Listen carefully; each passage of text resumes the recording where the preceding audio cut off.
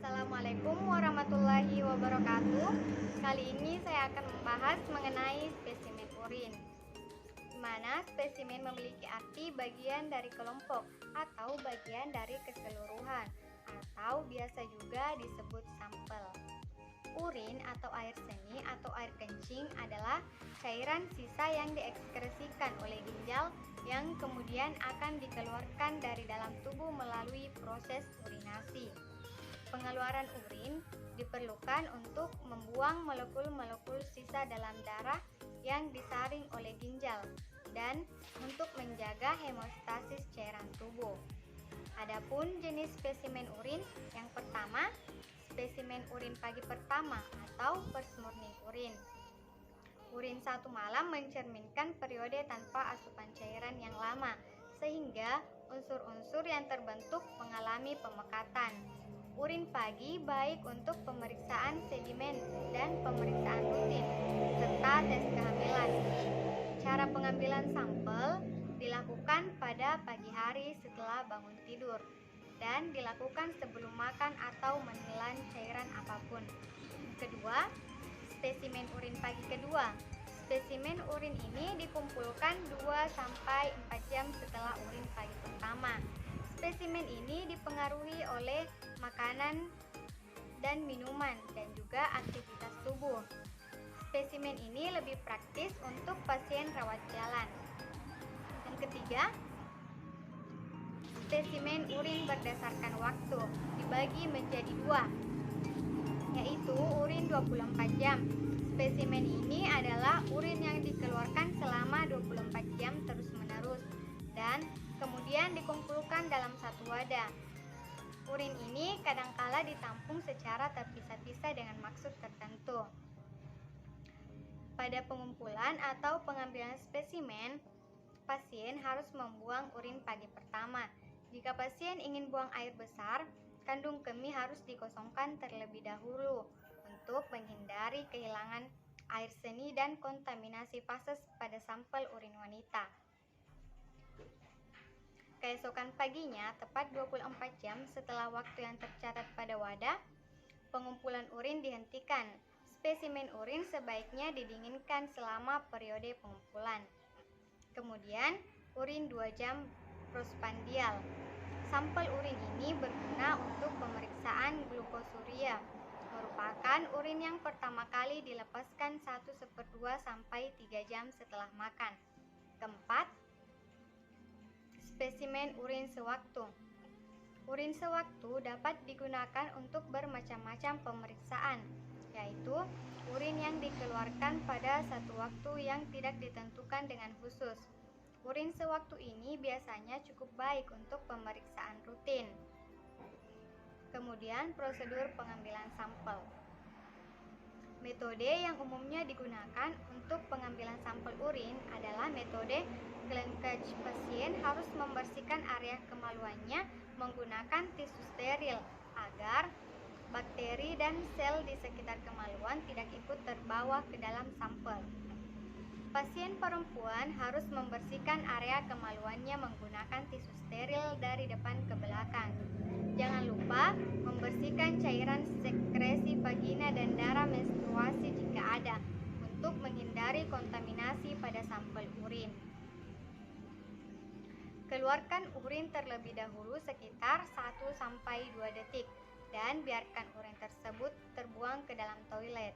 Setelah itu baru masukkan urin selanjutnya yang belum dikeluarkan ke dalam wadah sampel hingga 3-6 cm dari dasar wadah. Kemudian tutup rapat agar tidak tumpah atau terkontaminasi. Bersihkan bagian luar wadah urin menggunakan tisu steril dan cuci tangan setelah melakukan pengambilan sampel. Sampel harus segera dibawa ke laboratorium untuk dianalisis. Jika tidak memungkinkan untuk segera dianalisis, petugas laboratorium akan memasukkan sampel urin terlebih dahulu ke dalam lemari pendingin. Pada pasien yang tidak dapat melakukan pengambilan sampel urin secara mandiri, dapat dibantu menggunakan kateter. Kateter merupakan selang karet kecil yang dipasang melalui lubang kencing atau uretra untuk membantu pasien yang tidak bisa buang air kecil. Sampel urin yang diambil pada pasien pengguna kateter harus langsung dari selang kateternya, tidak boleh dari kantung penampungan urin kateter, untuk menghindari kontaminasi. Analisis sampel urin. Ada 3 jenis analisis dalam tes urin, yaitu analisis visual, analisis kimiawi, dan analisis mikroskopik. Analisis visual menguji penampakan urin berdasarkan warna dan kejernihannya. Analisis kimiawi mendeteksi kandungan zat-zat kimia yang terdapat dalam urin beserta konsentrasinya. Sedangkan analisis mikroskopik mendeteksi keberadaan sel, kristal, bakteri, atau jamur yang dapat terkandung di dalam urin. Analisis visual biasanya dilakukan pertama kali untuk memperkirakan kondisi urin dan zat apa saja yang terkandung di dalamnya. Warna urin biasanya bervariasi, mulai dari bening hingga berwarna kuning gelap. Jika warna urin terlihat tidak lazim, dapat menjadi tanda bahwa pasien menderita suatu penyakit, atau warna urin terpengaruhi makanan dan minuman yang dikonsumsi. Urin yang sehat biasanya berwarna kuning jernih atau sedikit keruh akibat mukus sperma cairan atau sel kulit. Analisis kimia urin dilakukan untuk mengecek kandungan zat kimia di dalam urin. Salah satu cara paling cepat dan mudah dalam melakukan analisis ini adalah melalui tes strip. Petugas laboratorium akan menyulapkan strip khusus ke dalam urin untuk mengecek kandungan zat kimia yang ingin diketahui. Pemeriksaan sampel urin biasa digunakan untuk mendeteksi penyakit ginjal, diabetes mellitus, hepatitis B, dan juga infeksi saluran kemih. Nah, pada kesempatan ini saya akan membahas mengenai pemeriksaan sampel pada penyakit ginjal. Tes urin dilakukan untuk mengetahui adanya protein dan darah dalam urin yang menandakan penurunan fungsi ginjal.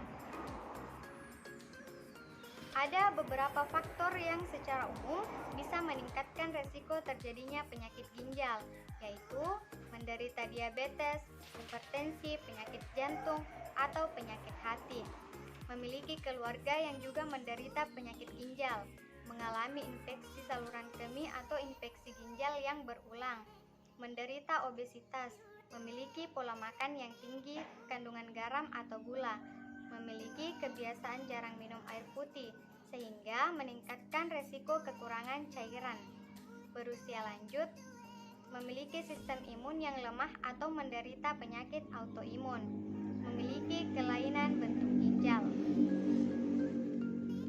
Penurunan fungsi ginjal biasanya ditandai dengan gejala-gejala berupa jumlah urin sedikit, kulit pucat, gatal dan sangat kering, mual, muntah dan nafsu makan menurun, bengkak di beberapa bagian tubuh seperti mata dan pergelangan kaki, terjadi kram otot khususnya bagian kaki, nafas pendek atau munculnya rasa lelah yang terus-menerus, bau nafas tidak enak, mengalami tekanan darah tinggi atau hipertensi. Jika ada gejala seperti tadi yang saya sebut, maka disarankan untuk melakukan pemeriksaan urin. Namun, untuk sebagian orang, gangguan ginjal tahap awal biasanya tidak menunjukkan gejala apa-apa.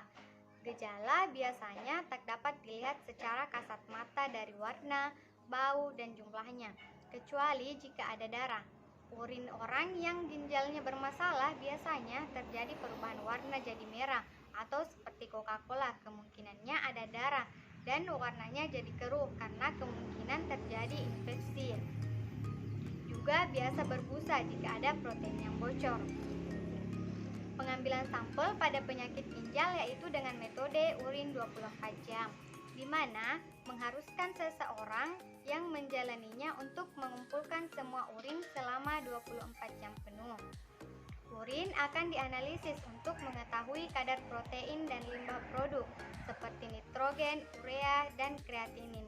Kehadiran protein dalam urin mengindikasikan kerusakan ginjal. Tes urin yang biasa dilakukan pada penyakit ginjal yaitu diantaranya urinalisis. Urinalisis atau analisis urin merupakan pemeriksaan yang bisa dibilang memberikan informasi besar terkait fungsi ginjal. Tujuan urinalisis adalah menilai ada tidaknya partikel protein, darah, nanah, bakteri, dan glukosa dalam urin. Keberadaan partikel-partikel ini bisa mengindikasikan penyakit ginjal. Kemudian protein urin, bagian dari urinalisis, tetapi dilakukan dengan tes dipstick yang terpisah. Hal ini karena dipstick memiliki reagen tes urin untuk mengetahui adanya konstituen normal dan abnormal, termasuk protein. Kemudian urin diperiksa di bawah mikroskop untuk mencari sel-sel darah merah dan putih dan adanya silinder dan kristal atau padatan. Normalnya protein atau albumin tidak ditemukan atau setidaknya hanya sedikit dalam urin. Hasil positif pada tes dipstick menunjukkan jumlah protein abnormal. Namun sebenarnya ada pemeriksaan lain yang lebih sensitif dari tes dipstick untuk protein, yaitu estimasi laboratorium albumin urin dan kreatinin dalam urin. Rasio albumin dan kreatinin dalam urin memberikan perkiraan yang baik dari ekskresi albumin per hari. Kemudian, mikroalbuminuria dalam urin dan rasio albumin kreatinin. Kedua pemeriksaan ini bertujuan menentukan kadar albumin dalam urin. Albumin merupakan protein penting dalam darah. Bila ginjal membuang terlalu banyak albumin dalam urin, kondisi ini dapat menandakan fungsi ginjal yang tidak terlalu baik.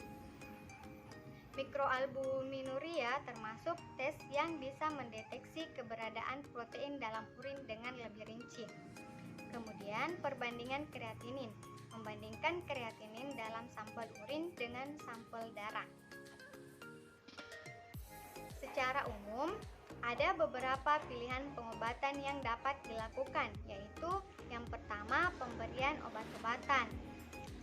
Memberikan obat pengontrol darah tinggi seperti ACE inhibitor dan angiostensin 2 reseptor blocker untuk menurunkan tekanan darah, menjaga fungsi ginjal, dan memperlambat kerusakan ginjal.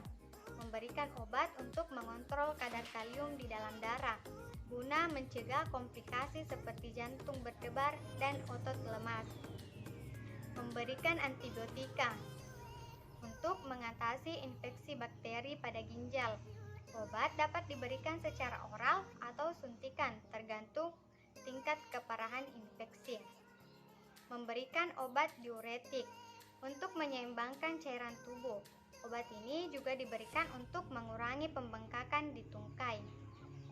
Memberikan obat pereda nyeri seperti paracetamol dan ibuprofen untuk meringankan nyeri hebat yang terjadi pada area punggung dan perut.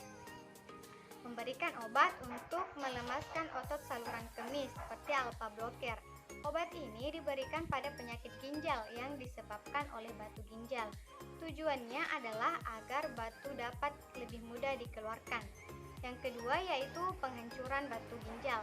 Jika pasien memiliki batu ginjal dengan ukuran yang cukup besar, batu tersebut akan dihancurkan dengan teknik extracorporeal shock wave lithotripsy atau dengan teknik ureteroscopic lithotripsy. Kemudian yang ketiga yaitu cuci darah.